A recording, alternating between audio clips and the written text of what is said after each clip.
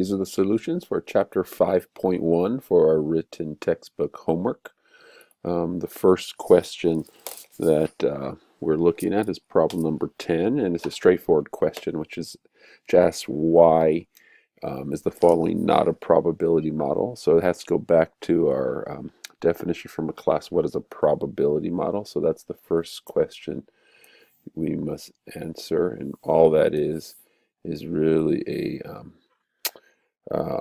it's like a relative frequency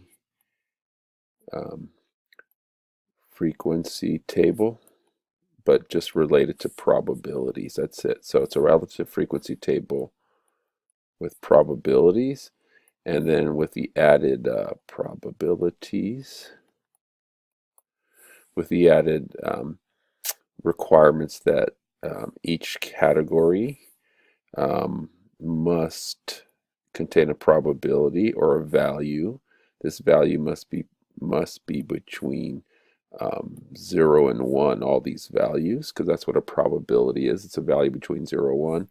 And when you add them up, the total must equal 1. So in this case, does this equal 1?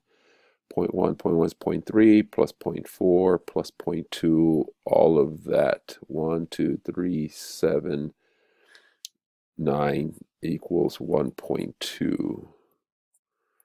So the sum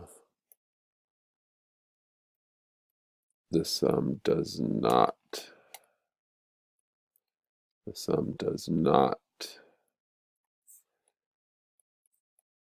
equal 1. So that's why it's not a probability model. This is question 17 from chapter 5.1 written homework. Next question is Bob is asked to construct a probability model. So you want to make a table where you have an outcome and then what's the probability of that. And so in this case, we're talking about numbers. Construct a probability model for rolling.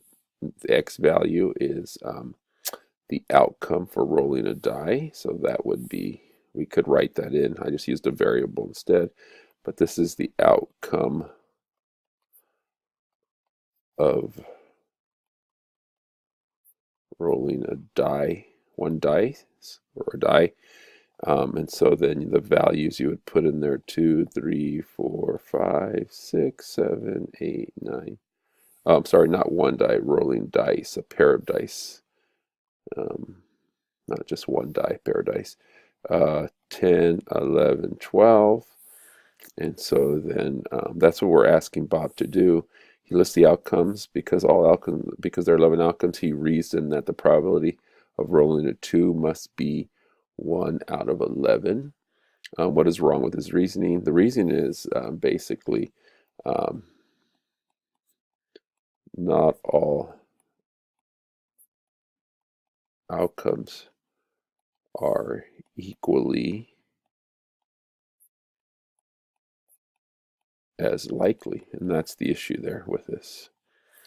Not all outcomes are equally as likely. So rolling a 7 is more likely than other ones, 6 more likely than a 5, 8 more likely than 9. We could do the whole experiment, but that's what's wrong with his reasoning. Not all outcomes are equally as likely.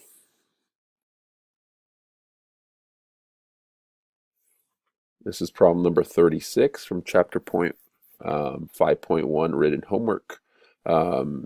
Here we have a frequency distribution, and we want to convert this frequency distribution into a probability model so that we could basically then answer the question of what's the probability that college students' health risk behaviors.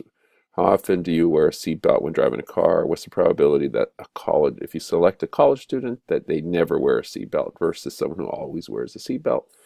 And so what we're going to do is basically add another column, and it's the probability of this response, which we would call the variable, which changes.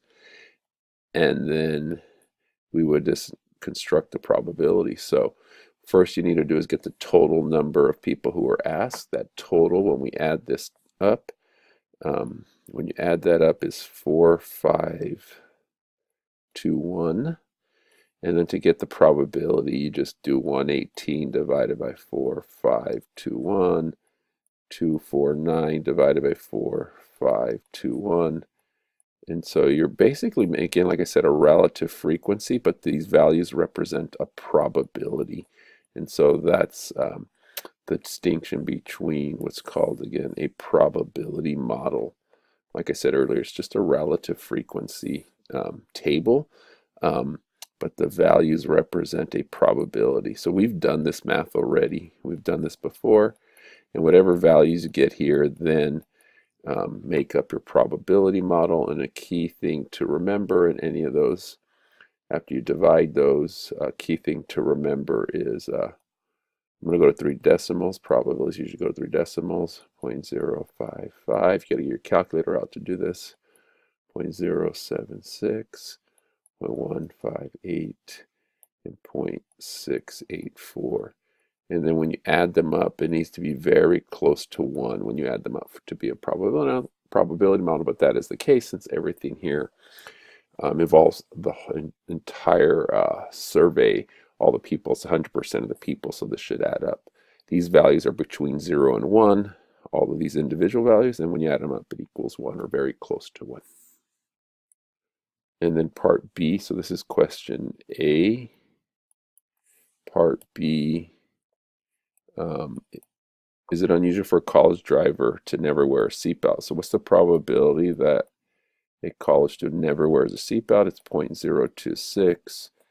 This is unusual since 0.026 is less than 0.05, or in this case, it's the 5% mark that we talked about in the lecture, that it's the 5% mark that is considered unusual.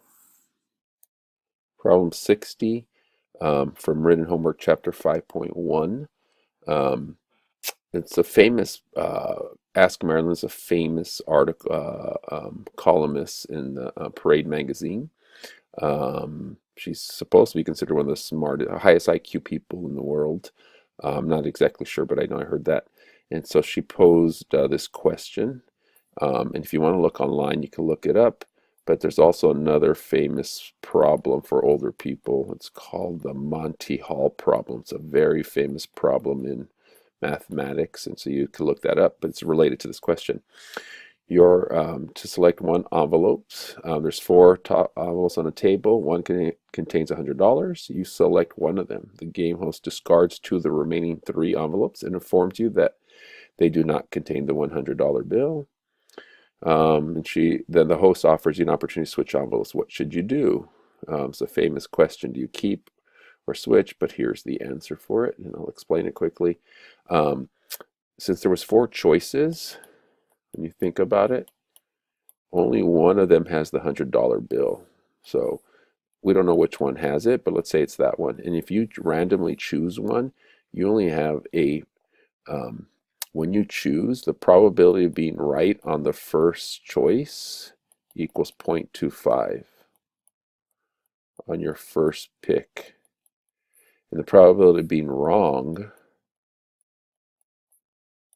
equals 0.75. So after you choose one of the envelopes and then the host says, okay, these 2 do not have it, you want to change your selection because you were more likely wrong to begin with, and you want to get a better chance. Since you were more likely to be wrong to start with, you want to change, and that's the idea here that's being explained. You were more likely wrong at the beginning, 25% chance of being wrong, right, 75% chance of being wrong. So the fact that they're giving you a chance to change envelopes, you would change because you were more likely to be wrong. But that's it.